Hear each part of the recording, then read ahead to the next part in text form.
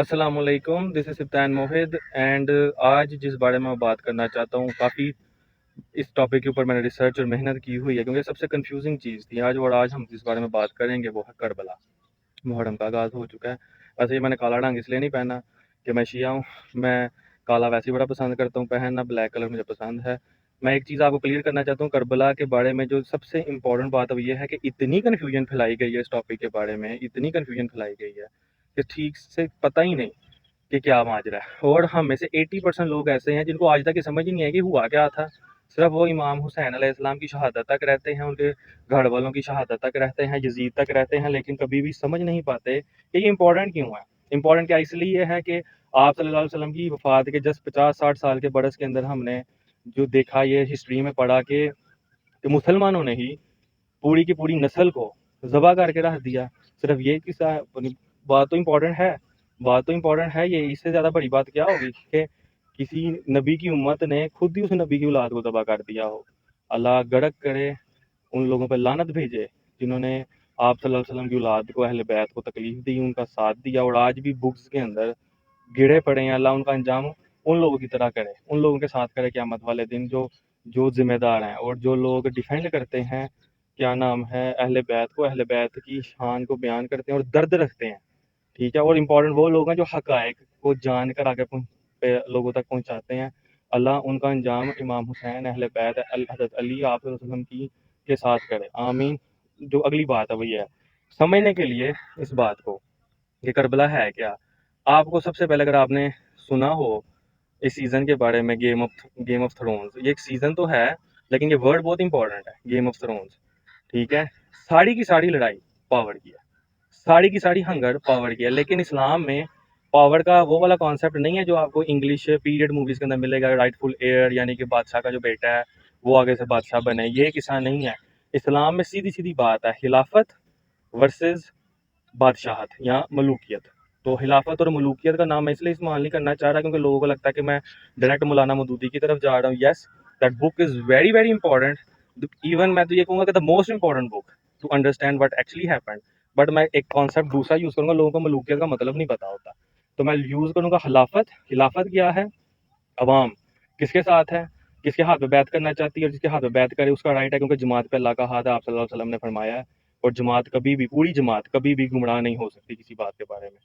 और बादशाहत, बादशाहत क्या है, ज़बरदस्ती बादशाह बनना या बादशाह बनाना और अपनी औलाद को, अपने ख़ानदान को प्रमोट करना, बात सिर्फ इस चीज़ की है। और दूसरा कॉन्सेप्ट इस बारे में वो ये है कि सबसे जो चीज़ लोग प्रॉब्लमेटिक होती है, लोग इस बारे में डिस्कशन नहीं करते, वो क्या करते हैं कि वो सारे के सारे जो लोग आप सल्लल्लाहु अलैहि वसल्लम के साथ हैं, मैं अब सहाबा का वर्ड भी यूज़ नहीं करूँगा, मैं उन लोगों की लोग बोलूँगा, जनरलाइज करूँगा। वो लोग जो आप सल्लल्लाहु अलैहि वसल्लम के साथ थे, आप सल्लल्लाहु अलैहि वसल्लम के दौर में मुसलमान हुए या उस इरा के अंदर मुसलमान हुए कि जब गोल्डन पीरियड था इस्लाम का, पहली खिलाफत थी या दूसरी खिलाफत थी, अबू बकर का दौर था, उमर का दौर था, उन सबको हम लोग मासूम की कैटेगरी में डाल देते हैं नबियों के मुकाबले पे कि वो गलती कर ही नहीं सकते, जबकि हमने देखा है कि आप सल्लल्लाहु अलैहि वसल्लम ने खुद उन लोगों को सजाएं दी उनके दौर में जो शराब पीते थे। जना की सजाएं भी आपको मिलेंगी, चोरी की सजा भी, वो फातिमा नामी औरत जिसका हाथ काटा गया था वो भी तो सहाबिया थी। तो मासूम का मासूम से ज़रा निकाल के आपने आम इंसान लेके समझना है, और दूसरी बात आपने इंसान की नेचर को समझना है कि इंसान की बेसिक नेचर क्या है। ठीक है, तो ये बात है सबसे इंपॉर्टेंट कॉन्सेप्ट। ठीक है, तब आपको समझ आ जाएगी। मैं एक बात और क्लियर कर दूं कि मैं शिया नहीं, ठीक है, मैं शिया बाय फिरका नहीं, मैं जो फॉलो करता हूँ कुरान के बाद जिन बुक्स को सबसे पहले, वो अहले सुन्नत की किताबें हैं, जिसमें बुखारी, मुस्लिम, अबू दाऊद, तिरमिज़ी, इब्न माजा, आपके पास हाकिम, निसाई, मिशकात, इन किताबों को, लेकिन जो तशय्युं है, फ़िक़्ह जाफ़री की किताब है, जैसे असूल अल काफ़ी, नहजुल बलागा को भी मैंने थोड़ा बहुत पढ़ा है, उसके अंदर से कुछ इंपॉर्टेंट रेफरेंसेस निकालने के लिए, और वो किताबें भी बहुत कमाल है। और अगर आप कभी दोनों को पढ़ें तो आपको फील होगा कि फ़र्क तो कोई है ही नहीं, फ़र्क सिर्फ लोगों ने फैलाया है। तो बात ये है, करबला के बारे में पढ़ना, करबला के बारे में जानना ज़रूरी क्यों है, और आप कैसे इसके बारे में जान सकते हो। कैसे जान सकते हो, पहले इस पे आते हैं। कैसे जान सकते हो, पहली बात तो आपने शिया ज़ाकरीन के पास नहीं जाना सुनने के लिए, वो सिर्फ आपको गमज़दा करेंगे। ठीक है, और जो दूसरी चीज़ें आती हैं जो खुलफ़ाए सलासा के बारे में, वो तो एक अलग बात है। अगर वो जुल्म भी कर लें, ठीक है, लेकिन कभी भी बेसिक प्रिंसिपल नहीं समझाएंगे, गमज़दा करेंगे, इमोशनल करेंगे, रुलाएंगे, मज़ा आएगा, सोज़ की महफ़िल होगी, لیکن یہ ہے کہ آپ کو بیسک کانسیپٹ سمجھ نہیں آئے گا. اور دوسری بات جو ہے وہ یہ ہے کہ آپ نے ان مولویوں کے پاس بھی نہیں جانا جو محرم میں بھی کیا نام ہے اہل بیت کے اوپر ہونے والے ظلم، ان کے حقوق اور ان کے ساتھ جو کچھ بھی ہوا، ٹھیک ہے، اس کو ڈسکس کرنے کی بجائے دوسرے صحابہ کی شانیں بھی بیچ میں لے آتے ہیں تاکہ یہ چیز ہی نیوٹرل ہو جائے. ایسڈ اور بیس کو مکس کر کے نیوٹرلائزیشن ٹوٹل کرتے ہیں. تو ان کے پاس بھی نہیں جانا. آپ نے کہاں سے اس کی انفارمیشن لینی ہے؟ آپ نے انفارمیشن لینی ہے اس سورس سے جو سورس نیوٹرل ہے، ٹھیک ہے. اور میرے خیال سے جو سب سے بیسٹ کتاب ہے جس میں آپ کو ان ساری چیزوں کی ہسٹری کا پتہ لگے گا وہ وہی ہے مولانا مودودی کی خلافت اور ملوکیت. اگر آپ نے کسی بندے کو سننا ہے، ویڈیو میں دیکھنا ہے، تو میں یہ بات بولوں گا، بے شک میرے بہت سارے اختلافات ہیں انجینئر محمد علی مرزا سے، بٹ اس ٹاپک کے اوپر اس بندے کی محنت پچھلے 1000 سالوں میں کی گئی محنت سے زیادہ بہتر ہے. آپ اس کے جا کے آپ یوٹیوب پہ جا کے کربلا کے اوپر اس کے مجلس ہیں، کویشچن آنسر سیشن تھوڑا لمبا ہے، کافی لمبا ہے، بٹ آپ ایک محرم میں ایک دن کے اندر وہ سارا سن کے تھوڑا بہت سمجھ ضرور سکتے. تیسرے نمبر پہ میں بولوں گا مولانا اسحاق فیصل آبادی. کچھ لوگوں سے بھی تکلیف ہوگی لیکن دیٹ پرسن واز جیم. تھوڑا سا بس پرابلم یہ تھا کہ وہ چیزوں کو جب بیان کرتے ہیں تو ریفرنسز وغیرہ جو ہیں اس کی ترتیب اس طرح نہیں دی. انہوں نے ریفرنس تو دیتے ہیں، ترتیب ایسی نہیں ہے جیسے انجینئر نے دی ہے. انجینئر کا ایک ریسرچ پیپر بھی ہے کربلا کے اوپر 5B. اس کے اندر یہ ہے کہ اس نے حدیثوں کی روشنی میں جو ہے وہ بیان کرنے کی کوشش کی. اپنا اس نے ایک لقمہ بھی نہیں بیچ میں ڈالا، کچھ بھی نہیں. حدیثیں لکھ دی ہیں، اشارے دے دی ہیں، پوائنٹ کر دی ہے، سمجھنا آپ نے خود ہے. اور اہل تشیعوں میں نے جواد نقوی، علامہ جواد نقوی صاحب سے بہتر جو ان کی 4-5 ویڈیوز ہیں خلافت کے دور کے اوپر، جتنا بہترین طریقے سے انہوں نے سمجھایا کہ خلافت جو حضرت ابوبکر کی شروع ہوئی اس میں اعتراضات سے لے کے حضرت علی کا ان کے ساتھ، حضرت عمر کے ساتھ، حضرت عثمان کے ساتھ جو وقت گزارا ہے اور ان کی خلافت میں، ان تینوں کی خلافت میں ان کا رول کیا تھا اور حضرت علی کا رسپانس کیسا تھا اور حضرت علی کیوں ان کے ساتھ تھے، کیوں ان کے خلاف نہیں گئے یا کوئی بھی ایسی بات. وہ جو سارا کا سارا گالی شیعہ کا کانسیپٹ ہے پکڑ کے انہوں نے کوڑے میں پھینکا ہے اور بہت بہترین طریقے سے انہوں نے سمجھایا ہے، ٹھیک ہے. اور میں یہ بات حلفاً بولوں گا کہ اہل سنت چاہے جو بھی فرقہ ہے، بریلوی ہو، دیوبندی ہو، اہل حدیث ہو، یہ لوگ کبھی بھی کھل کے بیان ہی نہیں کر پاتے جس طرح کھل کے اہل تشیع کے عالم بیان کرتے ہیں، کیونکہ وہ لوگ پین رکھتے ہیں. ہمارے یہاں پہ کنفیوژن پھیلائی جاتی ہے. پین اہل سنت کو بھی ہے لیکن کنفیوژن ہے، اور کنفیوژن ختم ہوگی تو اصل سمجھ آئے گی نا اس پین کی ریزن کیا ہے. اہل تشیع کو جو ہم سے سب سے بڑا اعتراض ہے، یعنی اہل سنت سے اعتراض ہے، وہ اسی بات کا ہے کہ آپ یزید کو پکڑ کے بیٹھ جاتے ہو، کانسیپٹ نہیں سمجھتے، اور اس کا فائدہ اٹھایا ذاکرین نے. اور میں زیادہ ڈیبیٹ میں نہیں جاؤں گا، تو میں نے ان لوگوں کے آپ کے نام لیے ہیں، انجینئر محمد علی مرزا، مولانا مودودی، مولانا جو آپ کے کیا نام ہے اسحاق جو تھے فیصل آبادی، اور علامہ جو جواد نقوی صاحب ہے، ٹھیک ہے. ان سب کا آپ کے بارے میں بتایا، ان کو پڑھو. اور اب میں آپ کو بتاؤں گا کہ آپ نے اسٹڈی کیسے کرنی ہے. آپ نے اسٹڈی کربلا سے سٹارٹ نہیں کرنی، کربلا سے پہلے بھی بہت کچھ ہوا ہے، ٹھیک ہے، اور کربلا کے بعد بھی بہت کچھ ہوا ہے. کربلا تو ایک پیوٹ پوائنٹ تھا، یعنی ایک پیک پوائنٹ تھا جہاں پہ سب سے زیادہ بڑی لہر ظلم کی. اور اگر وہ آپ صلی اللہ علیہ وسلم کی اولاد نہ ہوتی تو شاید کچھ لوگ اس چیز کو بھی ہضم کر جاتے، کبھی اس کو ڈسکس نہ کرتے. لیکن حضرت امام حسین نے اپنی قربانی، اپنا لہو، اپنے خاندان کا لہو دے کے پوری امت کے لیے ایک پوائنٹ جسٹیفائڈ کر دیا کہ جب بھی کوئی پڑھے یا سمجھے اس کو سمجھ تو آئے کہ ہو کیا رہا ہے اور ہوا کیا ہے. میں نے جتنی بھی ریسرچ کیا کہ پاکستان سمیت دنیا میں کتنے اسلامک ملک ہیں، وہ سب کے سب کا بیڑا گرک کیوں ہوا ہے، اس کے پیچھے ریزن یہی نظر آتی ہے. وہ ریزن جس کے خلاف حضرت امام حسین علیہ السلام کھڑے ہوئے، اور وہ کیا تھی؟ بادشاہت. اپنے بعد کیا نام ہے آپ نے جو خلیفہ چوز کرنا ہے وہ جماعت کے یا شورا کے تھرو نہیں، آپ نے خود بنا دینا کسی کو اور زبردستی بادشاہت کرنا بہت بڑے گروپ کے اوپر. اور جو سب سے اہل بندہ ہے جس کا رائٹ ہے خلیفہ ہونا، اس کے کیا نام ہے آپ ہاتھ کمزور کر دو. اور آپ دیکھو پاکستان میں بھی آج یہی ہو رہا ہے کہ جس بندے کے ساتھ سب سے زیادہ پاپولیرٹی ہے، کون کہے گا کہ عمران خان کے ساتھ زیادہ پاپولیرٹی نہیں ہے؟ کوئی کہہ سکتا ہے کہ نون لیگ کے ساتھ زیادہ پاپولیرٹی ہے؟ نون لیگ والا کوئی کہہ دے، نہیں کہہ سکتا. ٹی ایل پی والا کوئی کہہ دے، نہیں کہہ سکتا. پاپولیرٹی کس کے ساتھ ہے؟ عوام کس کے ساتھ ہے؟ اگر یہاں پہ ریفرینڈم کروایا جائے یس اور نو کی صورت میں تو عوام کس کو دے گی ووٹ؟ سب کو پتہ ہے، ٹھیک ہے. لیکن کیا کیا جا رہا ہے؟ ظلم کیا جا رہا ہے. اسی ظلم کو یزیدیت کہتے ہیں. لیکن یزید کا نام اتنا گھسیٹا ہے ہم نے اس لانتی کا کہ ہم لوگ اصل ایشو پہ آتے ہیں. آپ نے اسٹڈی ادھر سے نہیں کرنا. جو کربلا ہے یہ بگسٹ پوائنٹ ہے. آپ نے سٹارٹ کرنا ہے نبوت سے پہلے، بنو امیہ ورسز بنو ہاشم. آپ نے سٹارٹ کرنا ہے کہ بنو امیہ کی جو عورت تھی جس کا رشتہ آیا تھا آپ صلی اللہ علیہ وسلم کے والد عبداللہ کے لیے، ٹھیک ہے، جمیل نام تھا ان کا، ادھر سے شروع کرنا ہے، کرتے کرتے پھر اس عورت کی شادی ابو لہب کے ساتھ ہوئی، کرتے کرتے پھر آپ نے آنا ہے آپ صلی اللہ علیہ وسلم کی نبوت کے اوپر، نبوت کے بعد مکہ میں جو ایشوز آئے، مکہ میں ایشوز آنے کے بعد جو ہجرت کی، ہجرت کے بعد آپ نے دیکھنا جب ہجرت کی تو جو یزید کا خاندان تھا، جو یزید سے بڑے تھے، ان کی کیا پوزیشن تھی بدر میں، وہ لوگ کس پوزیشن کے اوپر تھے، مسلمانوں کے ساتھ تھے یا خلاف تھے تو کس پوزیشن میں تھے، جنرل کے رینک میں تھے، چھوٹے میجر کے رینک پہ تھے، سربراہ کے رینک پہ تھے یا پیادے کے رینک پہ تھے. پھر آپ نے آنا ہے عہد پہ حضرت جو حمزہ تھے، جو آپ صلی اللہ علیہ وسلم کے چچا تھے، ان کو مروایا کس نے، شہید کس نے کیا، سید الشہداء کس نے کیا، ان کو کلیجہ کس نے چبایا. اس کے بعد پھر آپ نے آنا ہے خندق میں کون سب کو لے کے آیا، ٹھیک ہے، آپ صلی اللہ علیہ وسلم کے ساتھ جنگ کرنے کے لیے. پھر آپ نے فتح مکہ پہ دیکھنا ہے کہ فتح مکہ پہ سرنڈر کس نے کیا، اور فتح مکہ پہ جب سرنڈر کیا تو یزید کا جو خاندان تھا وہ کس پوزیشن پہ تھا، اور اس پوزیشن سے وہ ہٹا نیچے آیا جو بھی ہوا. ادھر آنا ہے. پھر اس کے بعد آپ نے دیکھنا کہ جب حضرت ابو بکر خلیفہ بنتے ہیں تو حضرت علی کے پاس کون شخص گیا کہ جس نے کہا کہ یہ ابو بکر چھوٹے قبیلے کا سربراہ بن گیا، خلیفہ بن گیا، تمہارا رائٹ ہے علی، تم اس کے ساتھ جنگ کرو. حضرت علی نے اسے ڈانٹ دیا. وہ کون شخص تھا؟ پھر حضرت عمر کے دور میں وہ کون لوگ تھے جن کو حضرت عمر لائن میں لگائی رکھتے تھے، ان کی باری نہیں تھی آتی سارا دن، حضرت عمر مہاجرین اور انصار جو پہلے مسلمان ہوئے تھے ان کو ٹائم دیتے تھے.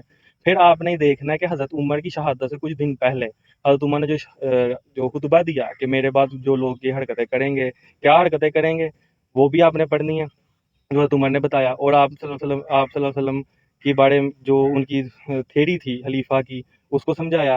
اور اس کے بعد آپ نے حضرت عمر نے کیا بتایا ان لوگوں کا کہ ان لوگوں کو میں نے اسلام قبول کرنے سے پہلے اپنے ہاتھوں سے مارا ہوا ہے. اس کے بعد آپ نے حضرت عمر کی شہادت شہید کس نے کیا، وہ شخص جس نے شہید کیا وہ کس کا غلام تھا، اور جس کا غلام تھا وہ کس کا دوست تھا. اس کے بعد آپ نے آگے آنا ہے کہ حضرت عثمان جب خلیفہ بنے تو حضرت علی اور حضرت عثمان کے درمیان جب ٹائی ہو گیا کون خلیفہ بنے گا، تو حضرت عثمان خلیفہ کیسے بنے، حضرت علی کو کیوں نہیں چوز کیا گیا، دونوں دماد رسول تھے صلی اللہ علیہ وسلم. تو کیا وجہ بنی کہ حضرت عثمان خلیفہ بنے. اس کے بعد حضرت عثمان کے نے جو اپنے جو کو گورنرز لگائے جن کی وجہ سے احتجاج ہوا، احتجاج کی وجہ پڑھنی ہے کہ لوگوں نے احتجاج کیوں کیا، وہ لوگ کون تھے، وجہ ان کی ڈیمانڈ کیا تھی، اور ان کی آخری ڈیمانڈ کیا تھی جس کے اوپر بعد میں اتنا سخت ہو گیا کہ ان کا پانی تک بند کر دیا گیا. ان کو شہید کرنے میں سب سے زیادہ فائدہ کس کا تھا، ٹھیک ہے، حضرت عثمان کے شہید ہونے پہ سب سے زیادہ فائدہ کس کو ہوا. حضرت عثمان کے شہید ہونے کے بعد حضرت علی خلیفہ جب بنے تو ان کا پہلا آرڈر کیا تھا، اور اس آرڈر کو نہ ماننے والا شخص کون سا تھا، ٹھیک ہے. اس کے بعد آپ نے یہ دیکھنا حضرت علی نے پہلی جنگ جو ہوئی جو مسلمانوں کے ساتھ ہی کرنی پڑی، زبردست حضرت علی کرنا نہیں تھے چاہتے، لیکن ایسے حالات پیدا ہوئے کہ انہیں اللہ کا جو حکم تھا قرآن میں کہ اگر مسلمان گروپ کوئی باغی ہو جائے تو اس کے خلاف قتال کرنا ہے. تو آپ نے دیکھنا کہ وہ جنگ کہاں پہ ہوئی، کیسے ہوئی، اس جنگ میں حضرت علی کے مد مقابل کون تھا، اور جو مد مقابل تھا اس نے وہاں ان کو بلایا کیوں تھا، کیسے تھا. پھر اس جنگ کے بعد جسے جنگ جمل کہتے ہیں، جنگ صفین ہوئی، اس میں حضرت علی کا مقابلہ کس کے ساتھ تھا. اور میں ہمیشہ یہ بات کہتا ہوں کہ جو حضرت علی کے خلاف آئے تھے وہ حضرت علی کو گلے لگانے تھوڑی آئے تھے جنگ میں، ان کی بھی یہی تھا کہ خدا نہ خواستہ حضرت علی اگر جنگ ہارتے ہیں تو انہوں نے حضرت علی کو کیا کرنا تھا، آپ خود امیجن کر لیں کہ انہوں نے کیا کرنا تھا، ٹھیک ہے وہ بھی مسلمان تھے. حضرت عمار ابن یاسر کی جو شہادت تھی that is the biggest point to justify حضرت علی، کہ حضرت علی نے جو کیا وہ صحیح کیا. آپ نے اس کے بارے میں پڑھنا ہے، حضرت عمار کے بارے میں پڑھنا ہے، وہ کون تھے، ان کے بارے میں آپ صلی اللہ علیہ وسلم کی پروفیسی کیا تھی کہ ان کو کون شہید کرے گا، کیسے شہید ہوں گے. اس کے بعد جنگ نہروان کے بارے میں پڑھنا ہے، جب حضرت علی نے تیسری جنگ کی ان لوگوں کے خلاف جو حضرت علی کو خدا کے رتبے پہ ماننے لگ پڑے تھے، وہ کون لوگ تھے. پھر حضرت علی کی شہادت کیسے ہوئی ادھر پڑھنا ہے آپ نے، کس نے کی، اور اس شہادت سے پہلے حضرت علی کے اپنے مد مقابل پارٹی کے ساتھ جو مذاکرات چل رہے تھے اس کی ڈیٹیل آپ نے ضرور پڑھنی ہے، وہ بہت انٹرسٹنگ ہے کہ جو مذاکرات چل رہے تھے اس کے اندر آپ دیکھیں گے ایک صحابی حضرت عمرو بن عاص رضی اللہ عنہ ان کا رول، اور حضرت علی کی طرف سے جو وکیل آیا تھا جو صحابی تھے ان کا رول، ٹھیک ہے، آپ نے پڑھنا ہے. اس کے بعد آپ نے کیا نام ہے جانا حضرت علی کی شہادت کے بعد جب حضرت امام حسن علیہ السلام خلیفہ بنے بادشاہ نہیں خلیفہ بنے ووٹنگ کے ساتھ، تو جب انہوں نے جنگ کی تو ان کو صلح کیوں کرنی پڑی اور کن شرطوں پہ صلح ہوئی، ان شرطوں کا بعد میں کیا بنا، اور اس کے بعد حضرت امام حسن کی شہادت کیسے ہوئی، ان کو کیسے رستے سے ہٹایا گیا، اور اس کے بعد کیسے زبردستی यजीद को खलीफा हमारे सर के ऊपर बादशाह मुसल्लत किया गया मुसलमानों के ऊपर, और उसके खिलाफ एहतजाज क्या हुआ, किसने किया, कितना किया, कौन दब गया, कौन नहीं दबा, और फिर आपको समझ आएगी कि हज़रत जो इमाम हुसैन अलैहिस्सलाम थे उन्होंने मदीना से निकल के करबला या कूफा की तरफ का सफ़र क्यों किया, और फिर शहादत को पढ़ने का आपको समझ आएगी कि उनको शहीद क्यों किया गया, किसने किया, कैसे किया। ये सारी बातें सेकेंडरी हैं, क्यों किया दैट इज़ मोस्ट इम्पॉर्टेंट। और उसके बाद करबला पे हम रुक जाते हैं, आगे क्या किया, मदीना में क्या हुआ, सिग्नल दे देता हूँ, वाक़या खड़ा। उसके बाद मक्का पे क्या हुआ, सिग्नल दे देता हूँ, अब्दुल्ला इब्न ज़ुबैर के साथ क्या हुआ। और उसके बाद वो कौन शख्स था जो सारे दौर में, एक ऐसा शख्स जिसको आप सल्लल्लाहु अलैहि वसल्लम ने मदीना और मक्का से बाहर निकाल दिया, लानत भेजी, उसका बेटा बाद में हजरत उस्मान का जो दामाद बन गया, उसका रोल पूरा का पूरा आपने। और बाद में ये सारे सिलसिले के बाद, यजीद के बाद जब वो खलीफा बनता है और फिर उसकी औलाद आगे से चलती है एंड तक, जब तक हजरत उमर बिन अब्दुल अजीज़ रहमतुल्लाह अलैह नहीं आते, तब तक आपने इसकी थॉरो स्टडी करने की ट्राई करनी है। ये पूरा का पूरा मैंने आपको एक from the top to the end तक समझाने की कोशिश की। और इस सबको पढ़ने का तरीकाकार सीधा सीधा आसान, पहला तो ये है कि आप मौलाना मदूदी की किताब पढ़ो, खिलाफत और मलूकियत, आपको उससे इंटरेस्ट पैदा होगा और आपकी सर्चिंग एबिलिटी बढ़ेगी, आप सर्च करोगे। फिर इंजीनियर की वीडियोज़ लाजमी देखो, देखने के बाद उसका रिसर्च पेपर पढ़ो, उसमें उसने अपना कोई लुकमा नहीं डाला, हदीसें हैं, ठीक है। और उसके बाद आप अपनी एक राय कायम करनी शुरू करो, अहले तशय्युअ आलम जो है उनको भी सुनो, आपको समझ जाएगी काफ़ी हद तक। जवाद नकवी साहब को लाजमी सुनो ताकि आपको पता लगे कि हज़रत अली और बाकी जो वो जो चारों खलीफा थे, इनका आपस में कैसा रिश्ता था, ठीक है। जितना भी झूठ फैलाया गया इनके बारे में, ये हज़रत जवाद नकवी जो उलामा साहब अल्लाह उनको कि मैं कहता हूँ रहमत नाजिल करें उनका, आप वो लाजमी लेक्चर सुनो। और ये सब कुछ करने के बाद आपको एहसास होगा कि जो पाकिस्तान समेत इस पूरे के पूरे मुल्क में जो बेहतरीन किस्म का रिलीजन है, पूरी की पूरी दुनिया में इस्लाम है, लेकिन इस्लामिक जो मुल्क है उनका निज़ाम सबसे घटिया तरीन क्यों है, और वो इसलिए है क्योंकि बादशाहत है। करबला का मकसद ये था कि नो बादशाहत खिलाफत, जिसका राइट है, जिसको लोग चूज करेंगे, ये नहीं कि बाप के बाद बेटा, बेटे के बाद उसका बेटा, बेटे उसके बाद उसका बेटा, नो। यही एक बुनियादी वजह है कि अबू बकर उमर के दौर में कहाँ से कहाँ पहुंचा इस्लाम, और बाद में हज़रत उस्मान के दौर से जो चीज़ें शुरू हुई खराब होनी, और उसके बाद हज़रत अली के दौर में जो जंगें थी उनके ऊपर, वो तो जंग से बाहर ही नहीं आए, तब से लेके आज तक हमें ये चार खलीफा जैसा इंसान क्यों नहीं मिला। यानी पूरी उम्मत फेल हो गई है एक उमर या एक अबू बकर का कोई 10% या 1% भी ढूंढने में। क्यों? वो आएगा कैसे? खलीफा बनेगा, वोट होंगे तो वो आएगा ना। जब बादशाहत ही रहनी है, जोर जबरदस्ती रहनी है, तो यही होगा। तो करबला का स्टैंड पॉइंट यही है कि हुई क्यों, रीज़न क्या है। और वर्ड याद रखिए, game of thrones, game of thrones, fight of the power. Power, और पावर किसको चाहिए थी, किसने इंजॉय की, सब कुछ आपको समझ आ जाएगा अगर आप ये जो मैंने टॉपिक आपको स्टार्ट से लेकर एंड तक बताए हैं दोबारा सुन लें, लिख लें, सर्च करें, गूगल करें, बड़ी मज़े से निकलेगा। मैंने ज़्यादा से ज़्यादा हफ्ता दिया होगा, कन्फ्यूजन मतलब ये कह लो कि हज़ारों में घंटों की है, यानी कि महीनों की कन्फ्यूजन है, समझ नहीं आ रही, लेकिन जब मैंने खुद शुरू किया एक हफ्ते के अंदर सारी समझ आ गई थी। हाँ, अपने नॉलेज को सपोर्ट करने के लिए रेफरेंसेस की ज़रूरत पड़ती है, बट आपको कम से कम ये समझ जाएगी कि मेन इशू क्या है। और आपने किसी पे फतवा पास भी नहीं करना, ये भी नहीं करना कि फतवा पास कर दो कि ये फ़लाँ ये है, फ़लाँ वो है। सबका फ़ैसला अल्लाह ने करना है, सबका फ़ैसला अल्लाह ने करना है। हज़रत इमाम हुसैन को शहीद करने वाले अगर काफिर होते तो बात ही सारी खत्म थी। मसला ये है कि वो मुसलमान थे, मुसलमानों ने खुद अपनी नबी की जो औलाद है उसको ज़बह कर दिया। आपने कोई फतवा जारी नहीं करना, सबको इंसान समझना है, इंसानी फितरत पे समझना है। हर किसी ने अपनी जन्नत दोज़ख बनानी है, उन्होंने बनाई है, and that's the and point of this discussion. कोई फतवा लेकिन आपने एक कंक्लूजन ये लाजमी निकालना है क्या, कि करबला हुई क्यों। और ये हमारा बुनियादी फ़र्ज़ है कि हम अपने नबी की औलाद के साथ होने वाले जितने भी मामलात हैं, और उन्होंने किस चीज़ के ऊपर इतनी बड़ी कुर्बानी दी, अपना पूरा ख़ानदान कुर्बान कर दिया, हमारी ज़िम्मेदारी है कि हम कम से कम उसके बारे में पढ़ें तो सही, जाने तो सही। हर दफ़ा हम अहले तशय्युओं के जो पीटने मातम या इधर से लेके हज़रत उमर, हज़रत अबू बकर, उस्मान के फ़ज़ाइल तक ही रह जाते हैं, आगे जाते ही नहीं। इसके बारे में भी तो पढ़ो ताकि आपको फ़ील हो कि हमारे साथ हुआ क्या है, और इस पूरे के पूरे निज़ाम जो उम्मत मुस्लिमा का बेड़ा गर्क हुआ है वो किस वजह से हुआ है। और उस ज़माने में कुर्बान जाऊँ, हज़ारों रहमतें नाज़िल हों अहले बैत पे, उनको ये बात समझ आ गई थी। اور ایک اور امپورٹنٹ بات میں کہنا چاہتا ہوں کہ لوگ یہ کہتے ہیں اکثر کہ باقی سارے لوگ اس عید پہ مان گئے تھے، حضرت امام حسین کے نہ ماننے سے کیا فرق پڑنا تھا، وہ 70-72 لوگ ہی تو تھے۔ اور یہی تو بات ہے، امام حسین کا نہ ماننا ہی تو امپورٹنٹ تھا۔ وہ آپ صلی اللہ علیہ وسلم کے وارث تھے، ٹھیک ہے، حضرت علی کے وارث تھے، انہوں نے نہیں مانا تو باقی سب کی کیا مجال کہ وہ مان گئے۔ جب ایک گھرانہ نبی کا ہے اس نے نہیں تسلیم کیا، اس گھرانے نے تسلیم نہیں کیا، تو دوسرے کیسے تسلیم کر گئے؟ اور اس کا آنسر سیدھا سیدھا ہے، ظلم، تلوار، ایوری تھنگ۔ لالچ بھی ہوتا ہے کچھ لوگوں کو، پیسہ، سب کچھ ہوگا، لیکن سارا کچھ آپ کو سمجھ آ جائے گا۔ تو میں کنکلوڈ یہاں پہ کروں گا، بات لمبی ہو گئی لیکن بہت کچھ ہے کہنے کے لیے، میں چاہوں تو گھنٹوں بول سکتا ہوں اس ٹاپک کے اوپر۔ کہنے کو صرف یہی ہے کہ ہمارا بنیادی فرض بنتا ہے کہ ہم کربلا کو اسٹڈی کریں، حقائق پہ پہنچیں اور پھر سمجھیں کہ یہ جو امت مسلمہ ہے اس کا بیڑا گرک ہوا کیوں، ٹھیک ہے، اس کی وجہ کیا تھی، اتنی بڑی قربانی انہوں نے کیوں دی، اور سلسلہ کہاں سے شروع ہوا اور ختم تو ابھی تک نہیں ہوا، اور یہ شیعہ سنی ڈیوائڈ کا اصل ریزن کیا ہے، ٹھیک ہے۔ مجھے امید ہے کہ آپ لوگ پڑھو گے، اپنا کوئی کمنٹ، کوئی کویشچن کچھ بھی ہے تو لازمی شیئر کریں، اور اگر کوئی ایسی کام کی بات آپ کو پتہ لگی وہ بھی بتائیں، کچھ بھی پوچھنا ہے میں ایک دو اور ویڈیو بھی بنا سکتا ہوں، کوئی مسئلہ نہیں اس بارے میں۔ آئی ہوپ کہ میری وجہ سے آپ میں سے کسی کو فائدہ ہوا ہو، باقی سب اللہ کی سپورٹ۔ ٹیک کیئر، جاتے جاتے اللہم صلی علی محمد وعلی آل محمد، ٹیک کیئر۔